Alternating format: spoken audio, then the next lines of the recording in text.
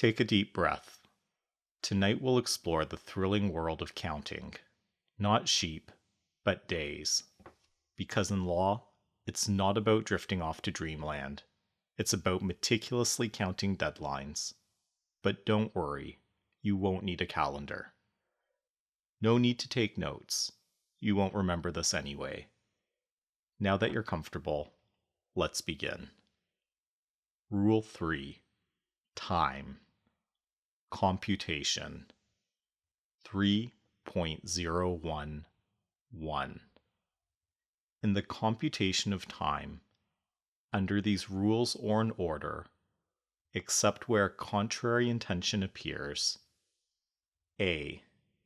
Where there's reference to a number of days between two events, they shall be counted by excluding the day on which the first event happens and including the day on which the second event happens, even if they are described as clear days or the words at least are used.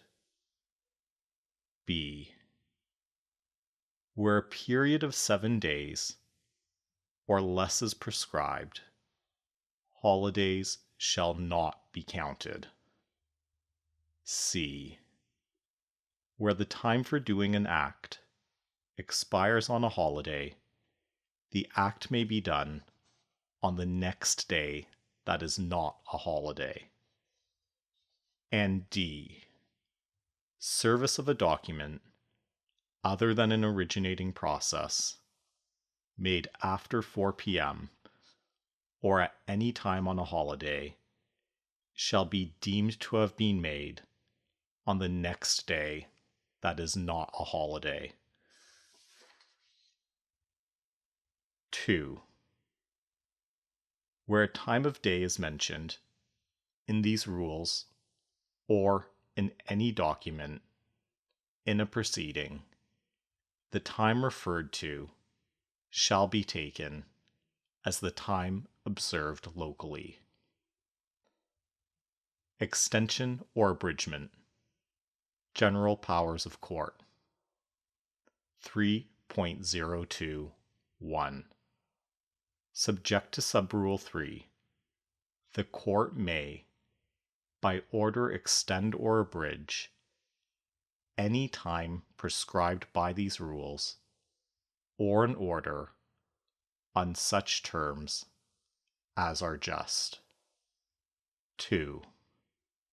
A motion for an order extending time may be made before or after the expiration of the time prescribed. Times in appeals. 3.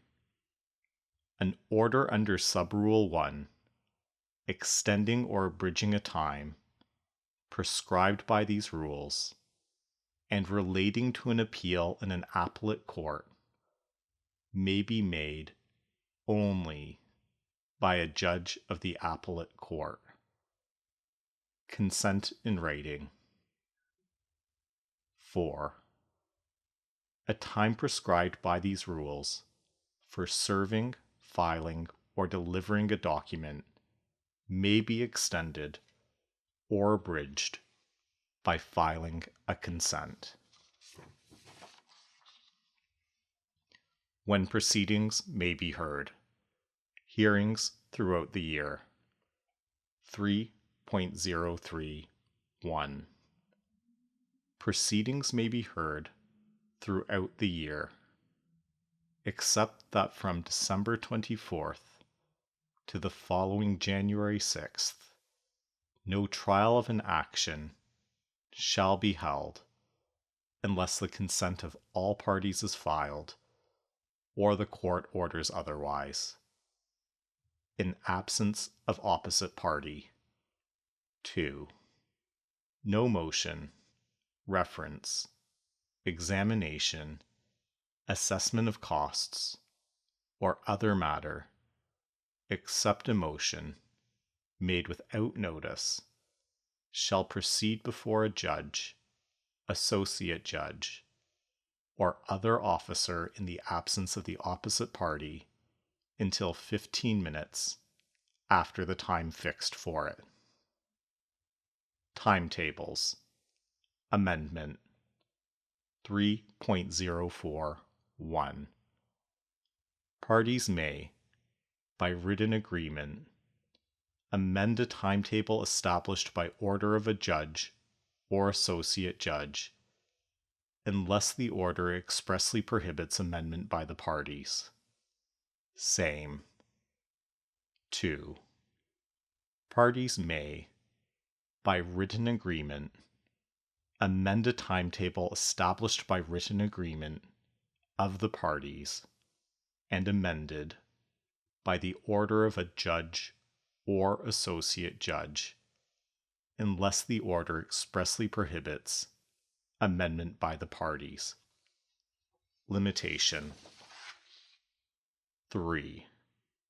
Despite subrules 1 and 2, in the case of an action, an agreement to amend a timetable shall not amend the date before which the action shall be set down for trial or restored to a trial list, as the case may be. Non-compliance. 4. If a party fails to comply with a timetable, a judge or associate judge may, on any other party's motion, a. Stay the party's proceeding. B.